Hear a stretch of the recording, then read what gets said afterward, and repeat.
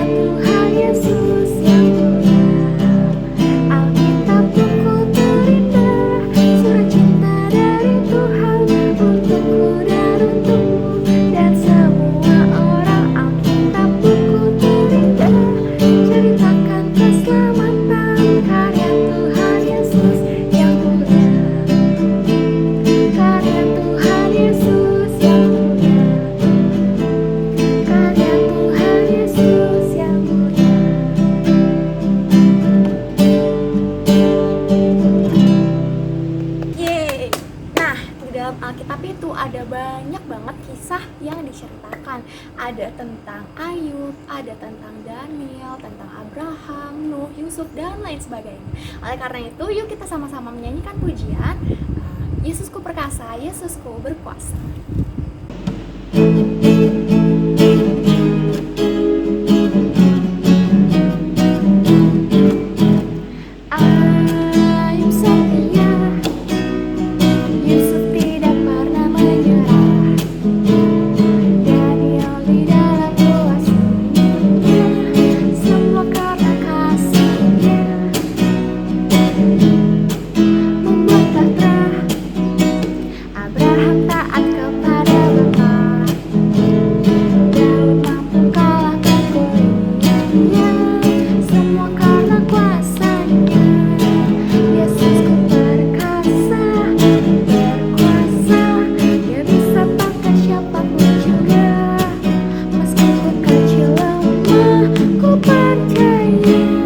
Yesus luar biasa.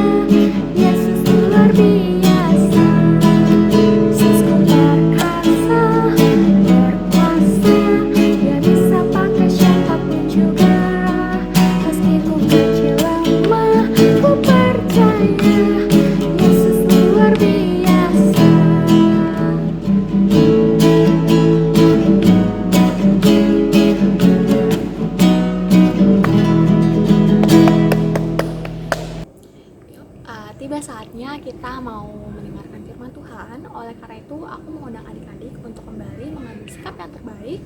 Kita mau menyanyikan sebuah pujian yang berjudul "Ku Mau Seperti Yesus Selamanya".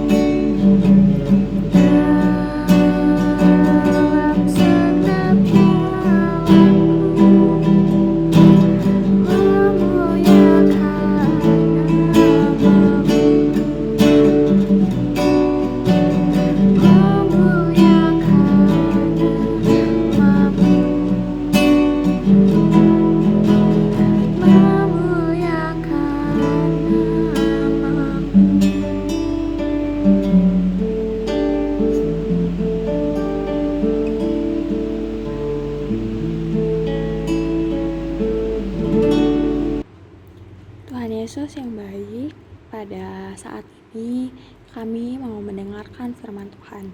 Kami siap Tuhan untuk dibentuk oleh Tuhan. Kami siap Tuhan untuk kembali ditegur oleh Tuhan, supaya kami memohon kepadamu agar setiap firman yang akan kau sampaikan pada kami dapat kami dengarkan dengan baik dan kami dapat memahaminya dengan baik. Hanya di dalam nama Tuhan Yesus kami sudah berdoa dan mengucap syukur. Amin. Adik-adik, sebelum kita masuk ke dalam cerita firman Tuhan, mari kita buka terlebih dahulu Alkitab kita di Yohanes 3 ayat 17. Yohanes 3 ayat 17. Isinya begini. Sebab Allah mengutus anaknya ke dalam dunia bukan untuk menghakimi dunia, melainkan untuk menyelamatkannya oleh Dia. Aku ulangi, Yohanes 3 ayat 17. Sebab Allah mengutus anaknya ke dalam dunia bukan untuk menghakimi dunia, melainkan untuk menyelamatkannya oleh Dia.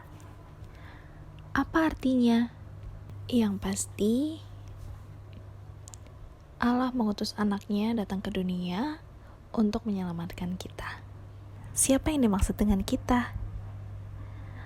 Yaitu adik-adik, papa, mama, kakak, adik, dan semua yang percaya sama Tuhan Yesus. Kita gak akan pernah tahu kapan Tuhan Yesus datang. Makanya, di dalam Alkitab juga ada sebuah perumpamaan tentang gadis bijaksana dan gadis yang bodoh. Seperti apa ceritanya? Jadi saat itu ada 10 orang gadis yang sedang menunggu seorang pangeran untuk datang ke sebuah pesta. Masing-masing gadis membawa pelitanya. Tapi ada yang membedakan loh. Apa sih? Jadi 5 gadis pertama selain membawa pelita, mereka juga membawa cadangan minyak tanah. Untuk 5 gadis kedua, mereka hanya membawa pelita tanpa membawa cadangan minyak tanah. Apa artinya?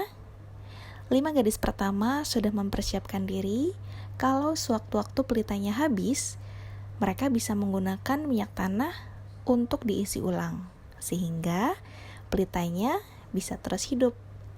Sedangkan 5 gadis kedua, mereka sama sekali tidak menyiapkan cadangan. Padahal resiko bahwa pelitanya akan habis itu sangat ada. Mereka menunggu pangeran sangat lama sampai akhirnya ketiduran. Saat mereka masih tertidur, tiba-tiba orang-orang berteriak, mengatakan pangeran datang, pangeran datang. Saat itu mereka langsung siap-siap. Tapi ternyata betul, pelita yang mereka nyalakan sedari tadi sudah mulai redup.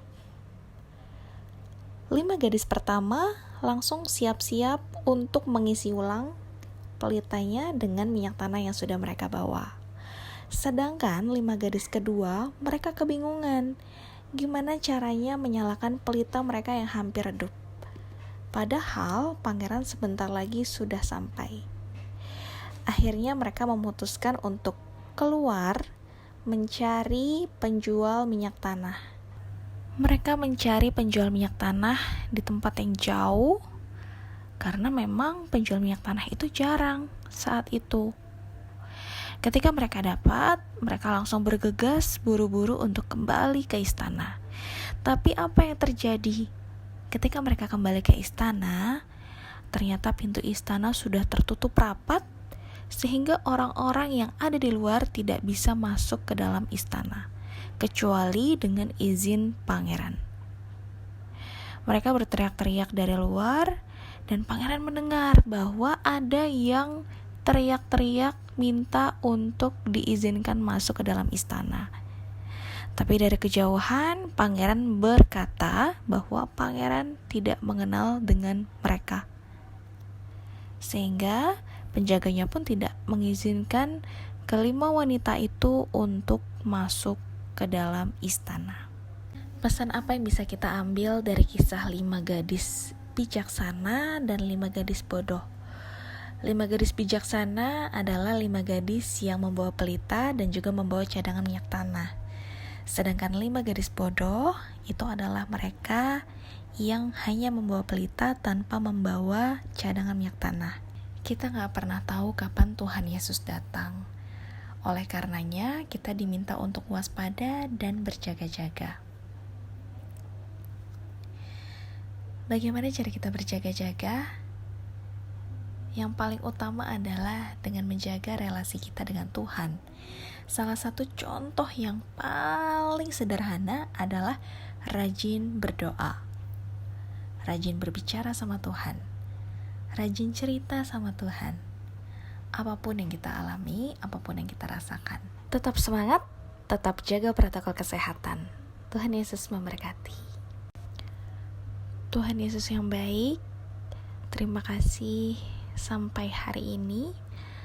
Tuhan boleh berikan kesehatan, Tuhan boleh berikan kekuatan untuk kami bisa terus menikmati hadirat Tuhan melalui keluarga yang ada di sekitar kami. Terima kasih Tuhan untuk nafas kehidupan, berkat sukacita, damai sejahtera yang selalu dilimpahkan atas kehidupan kami. Tuhan, ajar kami untuk bisa berjaga-jaga. Meskipun kami tahu Tuhan menyelamatkan kami tanpa memandang siapa kami, tapi izinkan kami untuk bisa terus menjaga hati kami, menjaga pikiran kami, untuk bisa tetap fokus, untuk bisa tetap dan terus berserah kepada Tuhan Yesus. Tuhan, kami mau serahkan seluruh kehidupan kami hanya ke dalam tangan Tuhan Yesus. Tuhan yang menjaga kami, Tuhan menjaga keluarga kami, dan semua orang-orang yang ada di sekitar kami. Hanya di dalam nama Tuhan Yesus, kami berdoa dan bersyukur. Amin.